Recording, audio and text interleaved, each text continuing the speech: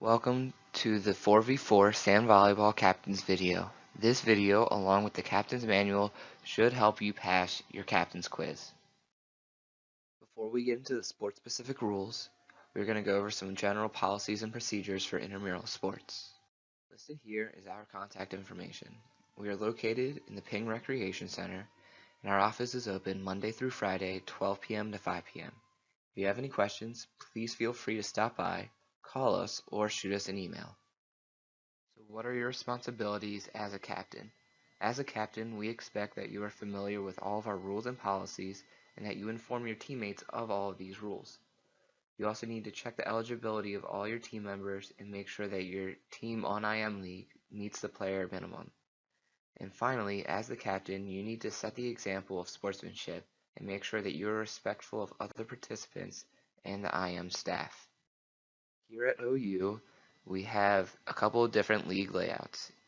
In every league and sport, we will offer Co-Ed A, Co-Ed B, men's and women's leagues. Within these different variations, we offer competitive leagues and recreation leagues. Competitive leagues have 3 regular season games and a playoff afterwards. In recreational leagues, you just have 5 regular season games and no playoffs. Game time is forfeit time. This means that if your team does not arrive on time or you do not have enough players to start the game, your team will be issued a forfeit. You can also be issued a forfeit if you are caught using an ineligible player, or if your team receives 3 yellow cards in the same game, you will receive a forfeit.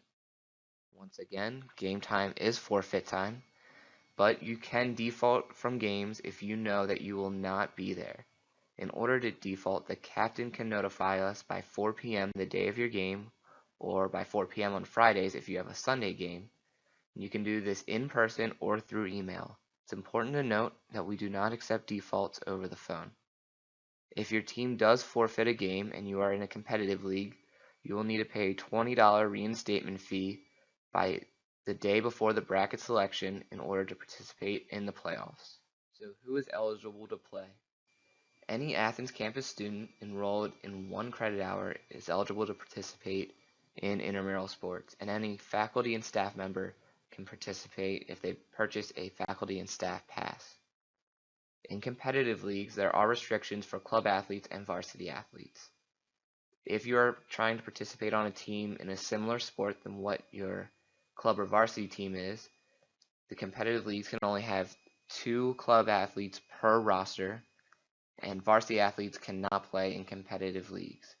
Once again, this is only if it's a similar sport. Roster additions must happen online before the game begins. Players need to purchase a membership pass and add themselves to your roster before the game begins. You can purchase 3 types of membership passes: an annual pass, which will let you play any sport for the whole academic year, a semester pass, which lets you play any sport for that semester, or a season pass, which lets you play any sport for that specific season. For competitive teams, it's important to know that your rosters are locked after your last regular season game and no more additions are allowed.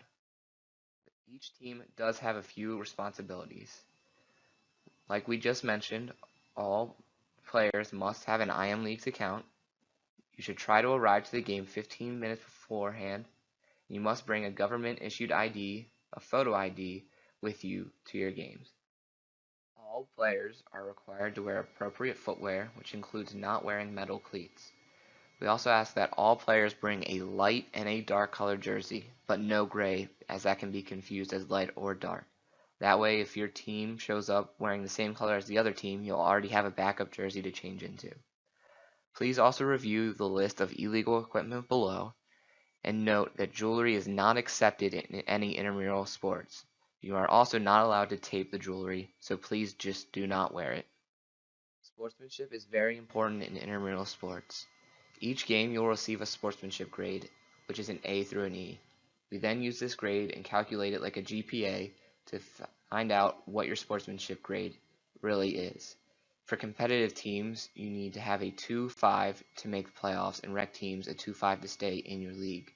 Captains, it is your responsibility at the end of the game to approach our staff and find out what grade they gave you so that you know if it's entered right onto imleagues.com or not. And protest a few things in intramural sports: eligibility, sportsmanship, and rule misinterpretations.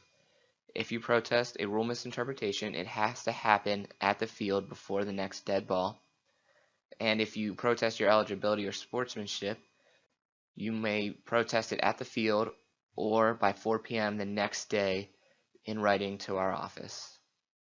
Sand volleyball is played at South Green Sand Volleyball Courts and is played according to USA Volleyball regulations. For 4v4, there are 4 players, and in co-ed, it'll be 2 men and 2 women, or a ratio of 2 to 1. The game itself is self-officiated. This means that we will have a staff member present, but the teams will keep score and call ins and outs on their own. To win the game, it's the first team to win 2 of 3 sets. The first 2 sets are played to 21 points, win by 2, and the third set, if you go to it, is played to 15 points, win by 2. However, there is a time limit of 35 minutes, and the team that is ahead at this time limit will win the set and potentially the match. If it is tied, you'll play one more point to determine the winner. Good luck this season and have fun.